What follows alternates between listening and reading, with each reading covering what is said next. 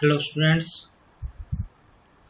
आज हम case study series में चैप्टर थर्ड जो हमने डिस्कस किया था हमारी नॉर्मल क्लास सीरीज में बिजनेस इन्वायरमेंट, उसके हम केस स्टडी करेंगे।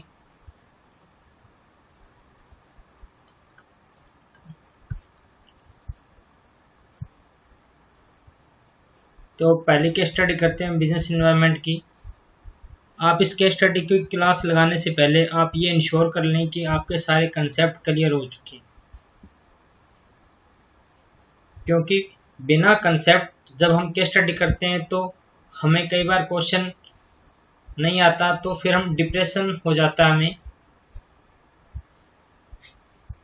तो इसलिए ज़रूरी है कि पहले आप उस कंसेप्ट को पूरा रेडी करके आइए और फिर आप इसमें अपने यहाँ पे प्रैक्टिस कीजिए केस स्टडी में, जिससे कि आपको ये पता लगे कि आपने जो नॉलेज वहाँ से गेन किया है उसका प्रॉपर यूटिलाइजेशन आपको करना आता है या नहीं आता है।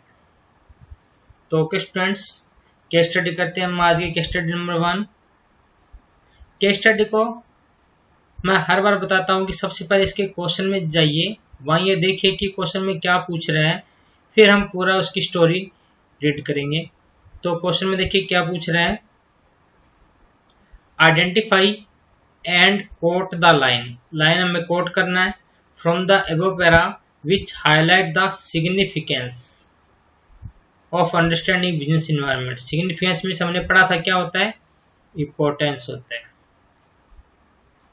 तो आपने बिजनेस इन्वायरमेंट के बहुत सारे इंपॉर्टेंस पढ़े थे कि हमें बिजनेस इन्वायरमेंट की अंडरस्टैंडिंग क्यों जरूरी होती है।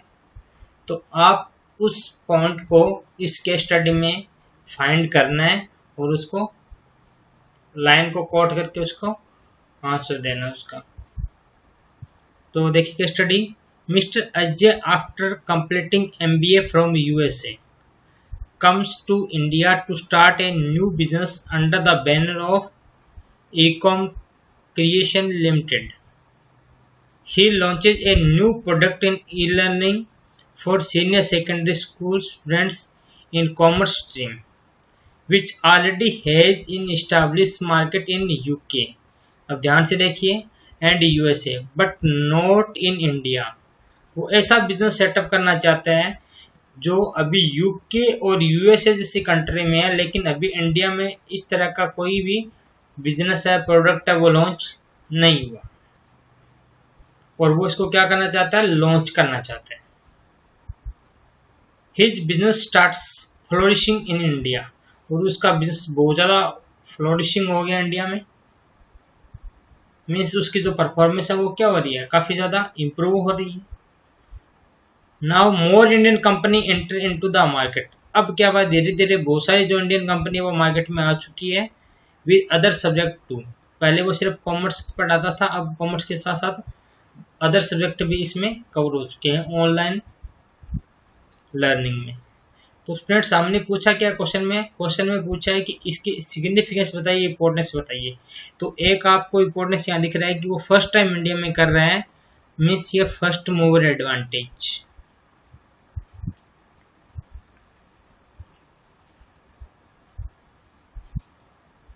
फर्स्ट मूवर एडवांटेज हमारा एक सिग्निफिकेंस है, अंडरस्टैंडिंग ऑफ बिजनेस इन्वायरमेंट।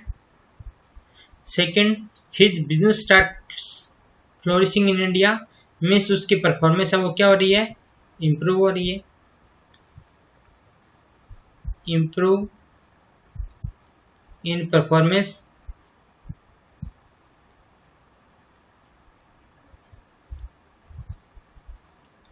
क्योंकि अभी तक वो इंडियन मार्केट में सिर्फ एक है, ठीक है, तो उसका जो बिजनेस है वो बहुत ज़्यादा फ्लोरिशिंग हो रहा है, उसकी परफॉर्मेंस में बहुत सारा इम्प्रूव हो रहा है धीरे धीरे।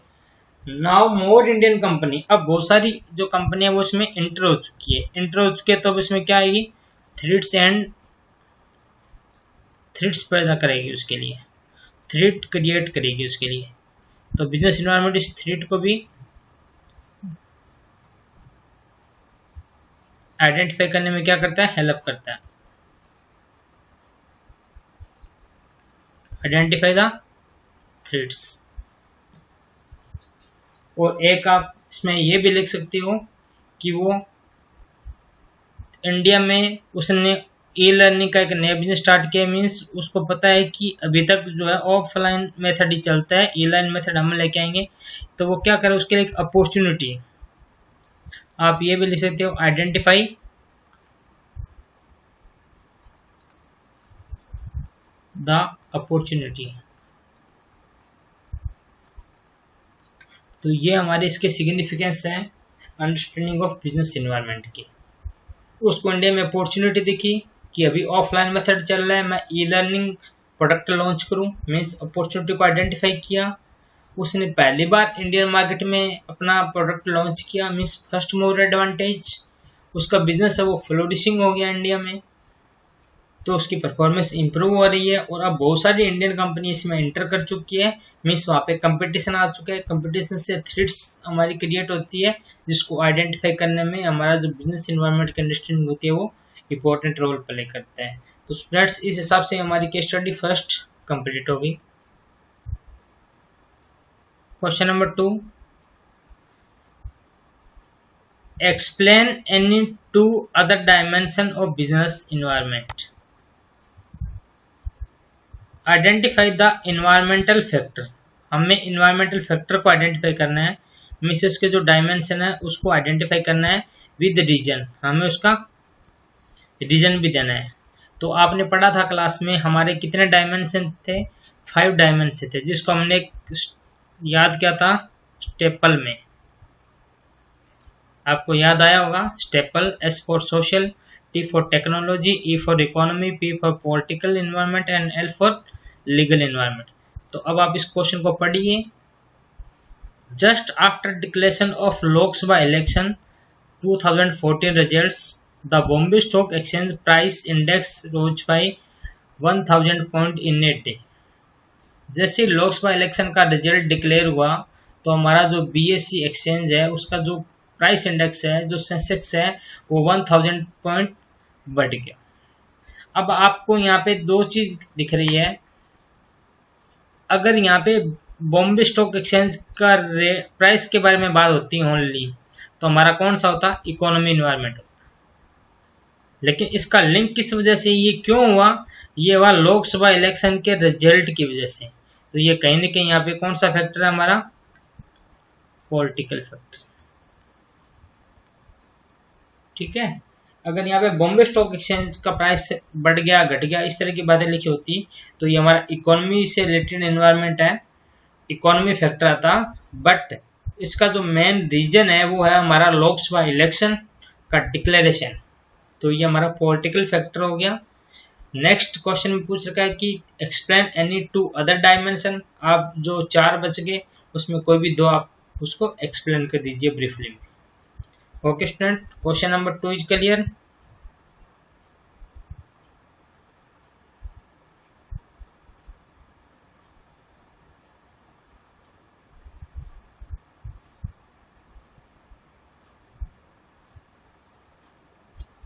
क्वेश्चन 3,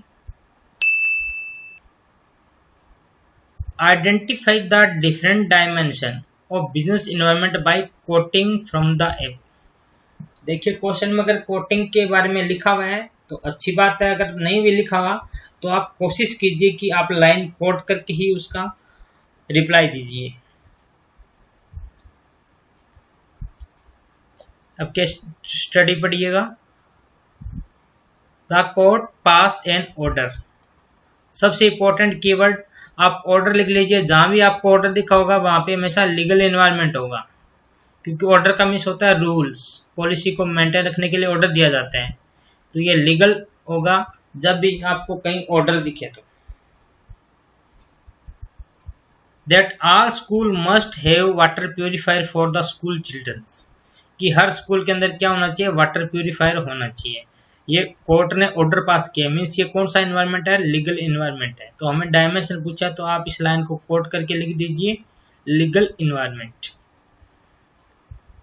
अब इसके 3 रीजन दिए हुए हैं, देखिए society in general is more concern about the quality of life. जो जनरल सोसाइटी है वो क्वालिटी ऑफ लाइफ के बारे में ज्यादा कंसर्न, तो यहाँ पे हमारा कौन सा डायमेंशन आ जाएगा, सोशल एनवायरनमेंट। इनोवेटिव टेक्निक्स देखो नाम से पता लग रहा है टेक्निक्स, तो यहाँ पे कौन सा हो जाएगा, technology. Income are rising and childrens at home are also drinking purified water. जहाँ इनकम की बात हो रही है, इनकम की बात हो रही है तो यहाँ पे किसका आएगा। अगर आपको कोई भी कीवर्ड समझ में ना आए तो आपके पास 5 ऑप्शन है, आप इन 5 ऑप्शन में उसको पुट करके देखिए कि क्या वो पर्टिकुलर जो कीवर्ड्स है वो उसमें सेटिस्फाई हो रहा है उस पर्टिकुलर इन्वायरमेंट में, आपको अपने आप पता लग जाएगा। तो इनकम है वो हमारा किस में आएगा, इकोनॉमी में आएगा, means economic environment. The government is also showing positive attitude. Government के एटीट्यूड की बात हो रही है, गवर्नमेंट के एटीट्यूड की बात हो रही है, ये हमने पढ़ा था पॉलिटिकल इन्वायरमेंट। तो इस हिसाब से आप इसको डायमेंशन को, लाइन को कोट करते हुए आप इसमें लिख दीजिए। ये हमारे पांचों के पांचों डायमेंशन इस क्वेश्चन में कवर हो चुके हैं। 5 मार्क का क्वेश्चन है, हाफ मार्क इसका डायमेंशन लिखने का होता है और हाफ मार्क उसकी कोटिंग करने का होता है। तो स्टूडेंट उसके हिसाब से भी आप लिखेंगे। Question number 4, it is common now to see CD-ROMs, computerize information kiosks and internet www multimedia page highlighting to the virtues of product. ये आज का टाइम में कॉमन उसका वे है। Name the dimension. अब आपको पता लग रहा है कि यहाँ पे डायमेंशन कौन सा है। डायमेंशन का क्वेश्चन आते ही आपके माइंड में 5 जो हमने याद किया था स्टेपल, वो आपके माइंड में आ जाना चाहिए और आप उस जो केस स्टडी है उसे उस स्टेपल को फिट करके देखिए कहाँ फिट हो रही है।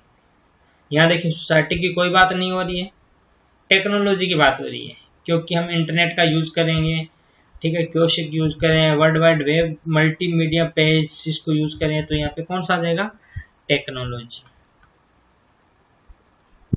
ठीक है, मैं शॉर्ट में लिख रहा हूँ techno.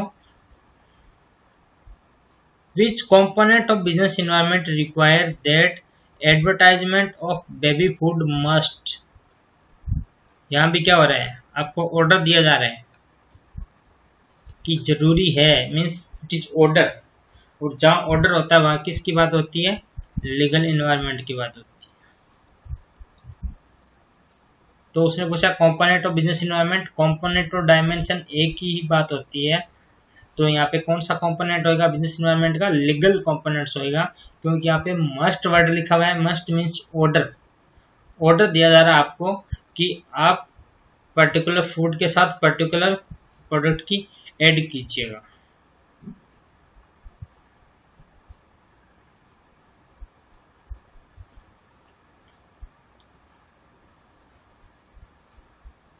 Give the term of which this statement is trying to indicate, means ये क्या कहना चाहता है, it is process by which government control over the industry is being loosed. Government की जो कंट्रोल है उसको इंडस्ट्री पे थोड़ा बहुत लूज कर दिया जाएगा। तो ये यहाँ पे किसकी बात हो रही है, आपने पढ़ा होगा इसका टर्म्स। ये देखिए कोई डायमेंशन नहीं पूछा यहाँ पे एलपीजी की टर्म्स की बात हो रही है। एलपीजी की टर्म्स मीन्स यहाँ पे लूज किया जा रहा है, मीन्स लिबरलाइजेशन। तो इसका जो हमारा जो टर्म्स है स्टेटमेंट में वो लिबरलाइजेशन वर्ड है। लिबरलाइजेशन का मीनिंग भी यही है कि गवर्नमेंट का जो कंट्रोल है इंडस्ट्री के ऊपर उसको थोड़ा सा रिलैक्स किया जाए। Due to entry of foreign firms, competition for Indian firms has increase specially in service industry. Name such service industry, तो आपको कुछ 5 सर्विस इंडस्ट्री के नाम लिखने हैं। ये क्वेश्चन आपने 11th क्लास में किया था। टेरिटोरियल सेक्टर की जब हम इंडस्ट्री की बात करते थे, फाइनेंसिंग, बैंकिंग, इंश्योरेंस, ट्रांसपोर्ट, वो सारी इसमें आप लिख दीजिएगा। Next case study, identify the different dimension. हमें क्या आइडेंटिफाई करना है, डायमेंशन आइडेंटिफाई करना है by quoting the lines, line को कोट करते हुए। The court pass an order, देखिए ऑर्डर आ चुका है, तो ये कौन सा एनवायरमेंट है, legal. The bags are creating many environmental problems which affect the life of peoples in general. Society in general is more concern about the quality of life. तो ये किस सब चीज़ के बारे में बात कर रहे हैं, ये सोसाइटी के बारे में बात कर रहे हैं। तो यहाँ पे कौन सा इन्वायरमेंट है, social environment. The government decide to give subsidy. अब यहाँ पे गवर्नमेंट की बात आई है, ध्यान रखिए अगर गवर्नमेंट ऑर्डर की बात आती है तो वहाँ पे लीगल इन्वायरमेंट होता है, और अगर सिंपल गवर्नमेंट कुछ कर रही है तो वहाँ पे पॉलिटिकल इन्वायरमेंट की बात होती है।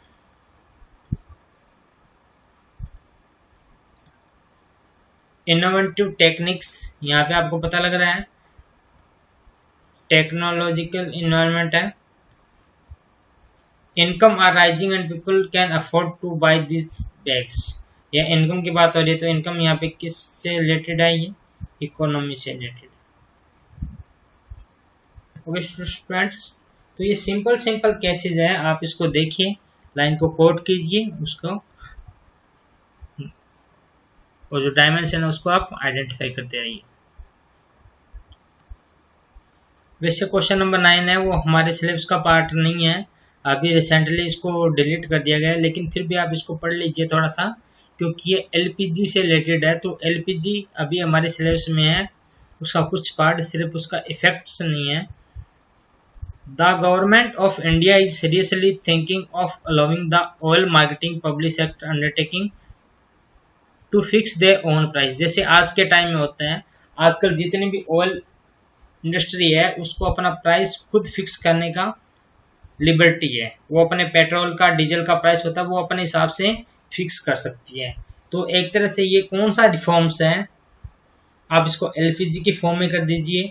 एलपीजी में से liberalisation, P for privatisation and G for globalisation. तो यहाँ पे हम ग्लोबलाइजेशन की बात नहीं कर रहे, अब मेन बचा लिबरलाइजेशन एंड प्राइवेटाइजेशन। ठीक है, तो यहाँ पे किसकी बात हो रही है कि वो पेट्रोल, आप इसमें लिबरलाइजेशन भी लिख सकते हो, क्योंकि इसमें आपको लिबर्टी दी गई है कि आप इसको अपने रेट थोड़ा सा अपने हिसाब से फिक्स कर सकते हो।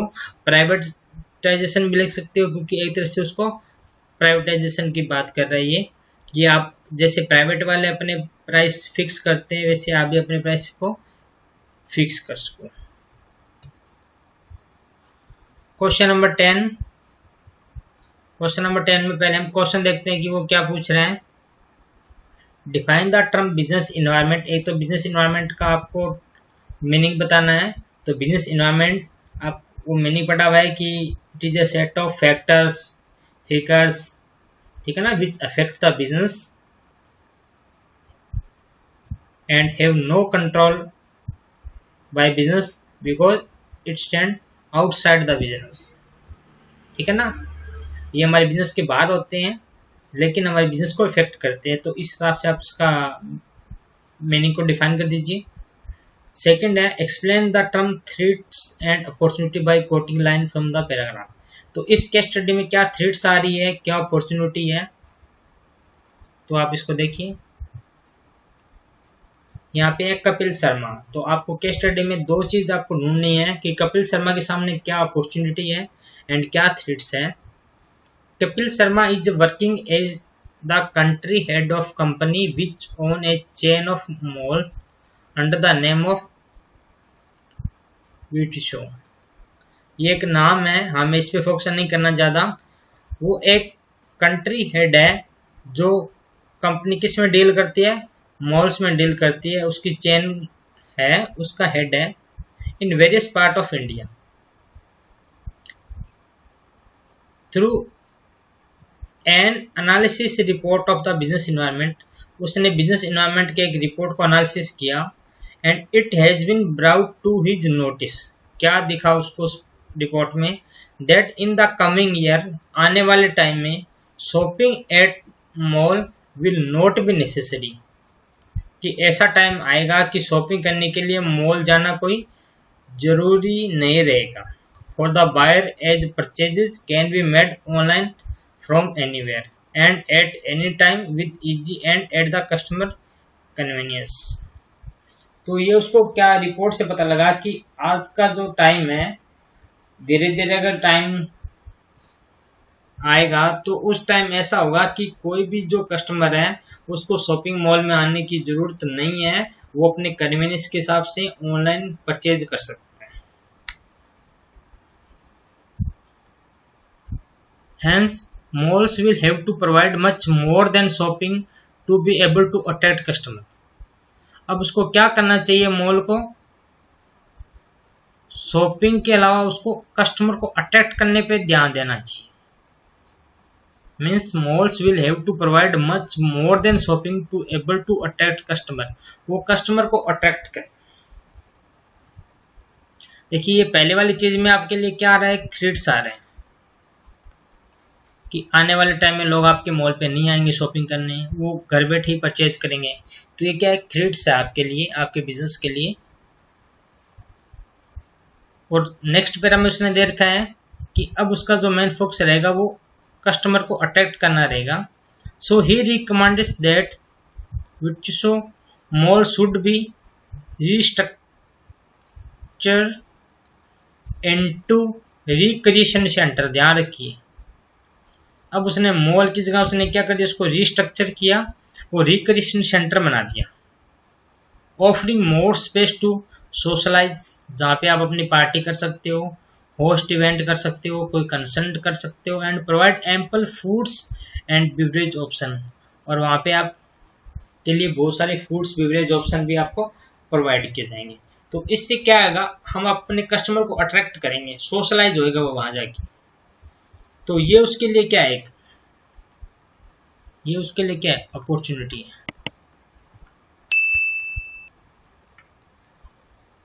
Consequently, the share of entertainment segment and beverage segment in the overall mall space is increased by 20%. As a result, company gain enormously by getting the first mover advantage. Company ने यह काम पहली बार की है तो उसने बहुत ज्यादा गेन उठाया है। तो ये देखिए कंपनी ने क्या क्या, कंपनी ने अपॉर्चुनिटी देखी कि क्यों न हम मॉल की जगह रिक्रिएशन सेंटर बना दिया जाए, पब्लिक को स्पेस प्रोवाइड किया जाए जिससे वो वहाँ पे इकट्ठे हो, अपनी सोशलाइज एक्टिविटी करें, वहाँ पे इवेंट को होस्ट करें, कंसर्ट वगैरह वहाँ पे का आयोजन किया जाए। तो ये उसके लिए क्या है, अपॉर्चुनिटी है। थ्रेट उसके लिए ये थी कि उसकी मॉल है वो बंद हो जाएगा क्योंकि लोगों को शॉप पे आने की जरूरत ही नहीं है। ठीक है, तो ये थ्रेट्स है, ये अपॉर्चुनिटी है। तो आप इस लाइन को कोट करके लिख दीजिए, ये थ्रेट्स है। और सेकंड जो हमने पढ़ा था रिकमांड के बाद में, जो उसने should to be restructure into recreation centre, तो ये हमारा अपॉर्चुनिटी आ जाएगा। बस यही हमारे क्वेश्चन की रिक्वायरमेंट थी। Question number 11, in the light of above paragraph identify and explain the major component of new economy policy of 1991। Means आपको किसकी बात करनी है, आपको एलपीजी की बारे में बताना है कि क्या हो रहा है यहाँ विद कोटिंग लाइन। देखिए क्वेश्चन पढ़िए, क्वेश्चन आपको प्रैक्टिकल प्रॉब्लम दे रहे हैं। हमारे लाइफ में भी प्रैक्टिकल प्रॉब्लम आती है जब भी हम बिजनेस करते हैं, तो इसलिए केस स्टडी बहुत ज़्यादा ज़रूरी है। जब आप केस स्टडी पढ़ो तो आप ऐसा एक इन्वायरमेंट क्रिएट कर लो कि ये आपके सामने आपकी ही प्रॉब्लम है, तो आपको सॉल्यूशन उसका बहुत जल्दी मिल जाएगा। देखिए question, zero defect zero effect, ये हमारा एक स्लोगन है। Is a slogan coined by the prime minister of India Narendra Modi with reference to make in India initiative launch by the government.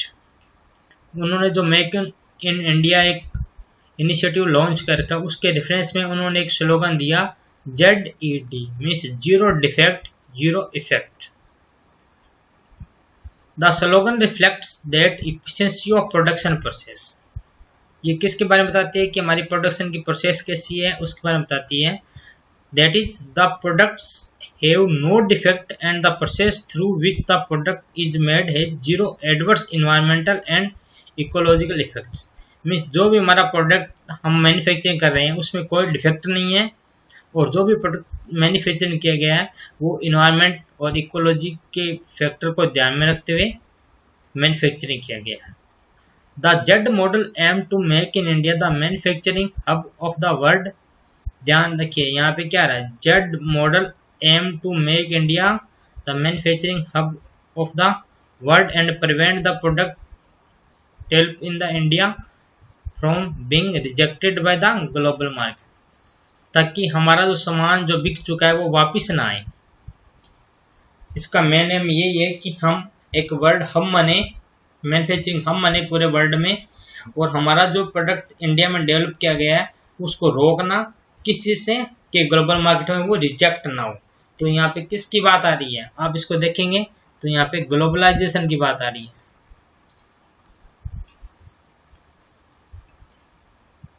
Moreover, before the initiative was launched, the limit of foreign direct investment in various sectors had been relaxed. देखिए, limit of FDI in various sector had been relax. जब जहाँ भी relax की बात आती है वहाँ आपको पता है कि लिबरलाइजेशन आ जाएगा यहाँ पे, क्योंकि गवर्नमेंट ने जो FDI की जो लिमिट है उसमें काफ़ी सारी रिलैक्स दी है। The application for licence was made available online.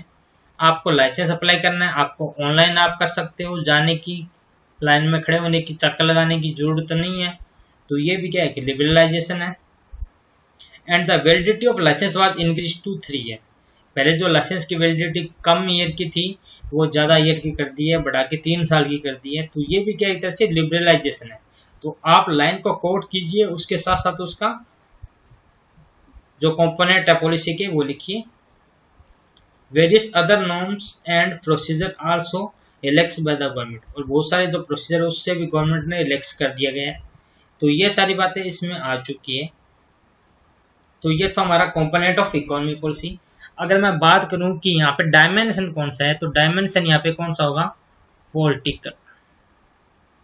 क्योंकि जितना भी सिस्टम है सारा ये कौन कर रहा है, ये हमारा गवर्नमेंट कर रहा है। मीन्स हमारे गवर्नमेंट का एटीट्यूड ऐसा है कि उसने बहुत सारे रिलैक्सेशन दे दिए, नए नए उसने स्लोगन निकाला। तो ये पॉलिटिकल इन्वायरमेंट आएगा अगर हम डायमेंशन की बात करें तो। और अगर हम उसके कंपोनेंट्स की बात करें पॉलिसी के, तो ग्लोबलाइजेशन एंड लिबरलाइजेशन की बात आएगी। Okay students, next question, question number 12, आज का लास्ट क्वेश्चन आज की क्लास का। Identify and explain the various dimension. हमें भी डायमेंशन पूछा है, तो पढ़िए क्वेश्चन में। Over the years e business in our country has witnessed tremendous growth due to several reasons. There is significant improvement in the information technology. किसकी वजह से हमारे बहुत सारी ग्रोथ हो रही है, किसकी वजह से हमारा जो IT सेक्टर है उसमें बहुत सारी इंप्रूवमेंट हो रही है। Infrastructure over the last decade as the government has taken important step in high speed internet connectivity. Government भी बहुत सारे हाई स्पीड इंटरनेट कनेक्टिविटी में स्टेप ले रही है, इंपॉर्टेंट स्टेप ले रही है। तो इंफॉर्मेशन टेक्नोलॉजी की बात करें तो यहाँ पे कौन सा एनवायरनमेंट आ जाएगा, टेक्नोलॉजिकल एनवायरनमेंट। यहाँ गवर्नमेंट की बात हो रही है, गवर्नमेंट स्टेप ले रही है, ठीक है। तो ये किसकी बात आ जाएगी, यहाँ पे पॉलिटिकल की बात आ जाएगी। As a result the broadband network have not only become better but also more affordable. Additionally, the government is trying to make rural India connected through broadband. Government कोशिश कर रही है कि ब्रॉडबैंड के थ्रू रूरल इंडिया को connect किया जाए। A great possibility for e business, इससे ई बिजनेस की एक अच्छी पॉसिबिलिटी क्रिएट होगी। To expand the retail market by reaching out to the most remote rural customer, जो बहुत दूर पे कस्टमर रहते हैं उस तक हमारी असेस रहेगी। Another catalyst strengthening the e business segment is the industries favourable demography. It has more than 50% of its population below the age. यहाँ पे एज की बात हो रही है, यहाँ पे एज फैक्टर आ रहा है। तो एज फैक्टर किस में आता है, एज फैक्टर आता है सोसाइटी में। And more than 65% below the age of 35, means हमारा जो कंट्री है इंडिया वो यूथ कंट्री है, क्योंकि यहाँ पे 65% जो लोग हैं वो 35 से लो एज के हैं। It is expected that in the year 2020 the average age of an Indian will be 29 years compared to 37 for China and 48 for Japan. This promises for phenomenal increase in e-business. Moreover, the penetration of the smartphone in a large section of the population has aptly addressed the problem of computer illiteracy. Notwithstanding the fact that consumers also prefer e-business due to multiple factors like convenience, times, ठीक है ना, तो इसकी वजह से वो उसको क्या करेंगे, प्रेफर करेंगे, क्योंकि उसके पास टाइम नहीं होता अपने कन्वीनियंस के हिसाब से, ठीक है। तो ये इसमें आपको बताना है। तो देख लीजिए, इसमें सोसाइटी के बारे में हमारा सोशल फैक्टर आ चुका है, उसके बाद में हमारा टेक्नोलॉजी फैक्टर आ चुका है।